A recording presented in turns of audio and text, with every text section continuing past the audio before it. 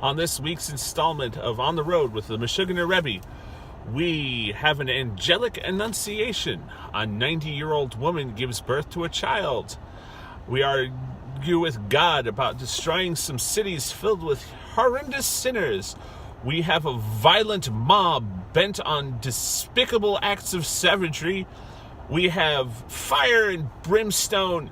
We have drunken incest. And then we almost have human sacrifice. It's an exciting Parshas. Let's talk about some of the things in it.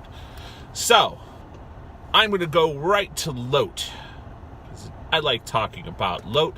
Lot's an odd character. He's not a nice guy. He's clearly a contrast to Avraham Avinu. Angels come to Avraham. They tell him that Sarah's going to have a baby. Sarah laughs. She's old. But Sarah does have a baby. We'll talk about Yitzchak eventually, but not right now. Then the angels tell Avraham that their next task is to go to Sodom, and they're going to destroy it because God is tired of these heathen, wicked, nasty sinners, and he's going to wipe them off of the face of the earth as they so richly deserve. Avraham then gets up and argues with God. He says, will you destroy these cities because they're 50 righteous people and they're not enough? And God says, no, if there are 50 righteous people, I wouldn't destroy them. I'd spare them all. So Avram says, how about 40? God says, nope, not 40. I would keep them around too. 30? Same thing. 20? Nope. How about 10? Are there 10 righteous people in this city that will save them? And God says, if there were 10 righteous people, I wouldn't destroy them. And then Avraham says, gives up, because you can't make a minyan without 10 people. And so he stops arguing. But the chutzpah of Avraham Avinu to get up and to argue with God, especially about like the people of Sodom and its related cities, it's just amazing to me. And Avraham has the nerve, the temerity, the chutzpah to argue with God himself. This is, of course, as I mentioned several times in the past 2 weeks, very, very different from the behavior of Noah, who is not recorded as saying anything at all about trying to save the people of his generation, and that's the entire world. Noah accepts quietly. Avraham argues ferociously to save the people of Sodom. So, having contrasted Avraham to Noah, let's contrast Avraham and Lot. The angels arrive in Sodom. They go to Lot's house. Lot says, you're welcome to come here. Come in and hide.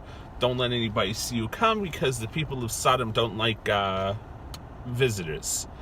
And so he brings them in. He offers them hospitality.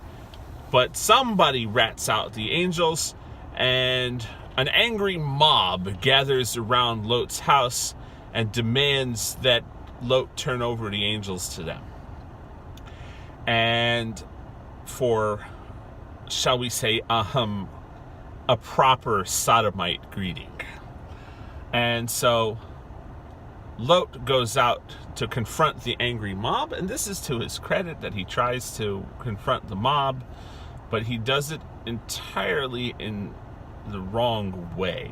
He goes out and he says, these men are my guests, they're under the protection of my household. He says, leave them alone. The mob is not put off. He says, here, I have 2 virgin daughters. You can have fun with the virgin daughters, just leave my guests alone. This is what we call missing the point. Yes, these are your guests, and you need to be hospitable and protect and nice to your guests. But offering to throw your 2 daughters to a mob is not really the proper way of going about things. So anyway, Lot tries to convince his sons-in-laws and married daughters that God's about to destroy the city, and they think he's an idiot. The angels... Lot continues to confront the crowd, and the angels pull him in the house, and they strike the entire mob of sodomites, who are men, women, and children, a whole lot of them depraved beyond repair, strike them blind, and they continue to grope to try to find Lot's house. This is the depths of evil, and this is the place that Lot chose to live in. And so Lot, there was something definitely not right about our friend Lot. So anyway, Lot begs the angels to spare Tzohar for a while, so because it's too far, you can't make it away from the destruction, so they do. So then, but the angels tell him that they're not to look back, and they kind of pointedly remind him that he's really being saved only because he's Abraham's nephew, not because he really deserves it. And that he's not worthy of going and looking back and seeing the destruction of the cities of the plain, and not to look back. And of course everybody knows Lot's wife looks back and she's turned into a pillar of salt. And why salt? There are many explanations why salt. Salt is, of course, bitter, tears, salty. No, they say the implication is that Lot's wife looked back to sort of gloat over the destruction of Sodom, and instead of crying for her fellow man and their wickedness and that, and so by being transformed into a pillar of salt is because of her wrong motivations, that she should have been sad and wept that things have gotten to that point that the cities needed to be destroyed. So anyway, so salt is symbolically appropriate. There are many other issues of symbolism about what the salt can mean.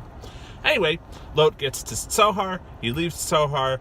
The commentaries in the Medrash say that Tzohar was then destroyed. The Torah doesn't explicitly say that Tzohar is destroyed, but it's pretty clear that it was. And Lot and his two unmarried daughters end up in a cave in the Judean desert somewhere, or near the Dead Sea. Lot is fully aware that only the cities of the plain are being destroyed and not the whole world. But then an interesting, kind of ooky thing happens. Lot's daughters, thinking that they're the only humans left in the world, feel that it's their responsibility to continue the human race. So the elder daughter gets Lot roaring drunk and gets pregnant by him. And Lot wakes up the next morning and he knows what happened, and he allows himself to get roaring drunk again, and the younger daughter does the thing she needs to do with him, and both of them become pregnant. And the commentators, this is a terrible condemnation of Lot. Lot, the first time he gets drunk, he shouldn't get drunk at all, but there's something that's excusable about Lot getting drunk, because Lot, he doesn't know what's going to happen. He's just seen huge destruction, fire and brimstone, and so it's excusable at least that he would want to drown his sorrows in drink, to some extent. But then he gets seduced by his daughter, and the second night he should have known exactly what was coming. He should have told them, no, there are plenty of men still left in the world, we just got to go and find them, go back to civilization, and there'll be plenty of men for you, and the human race is in no danger. But he didn't, and he lets himself get drunk and sleeps with his second daughter. And that's because Lot absorbed the depravity of the people around him, and he enjoyed what he did. And this is the names of the two children are Moab and Ben Ami. And Moab means from my father. If you wanted to call attention to your incestuous relationships in a more unsubtle way that's hard to think, calling your kid daddy's boy is, in a very literal sense, is pretty spectacular. The other one, Ben Ami, means son of my nation, and that's a little more subtle. but it still alludes to his incestuous origin. The commentators say that one of Lot's daughters, the one who named it the son Moab, was utterly and totally without shame. She seduced her father and was proud of it. And then the other daughter was a little less brazen, and so she didn't quite call as much attention to it. These two children grew up to be the ancestors of the nation of Moabites and the Ammonites, who caused much trouble for the Jews later on in history. But still, that's the end of Lot, and he disappears from history, and that's the end of him. And so with the sirens at dawn from the lovely turkey child, we will wrap this one up. Next week, we go to bury our dead in a cave we buy from a smarmy Hittite.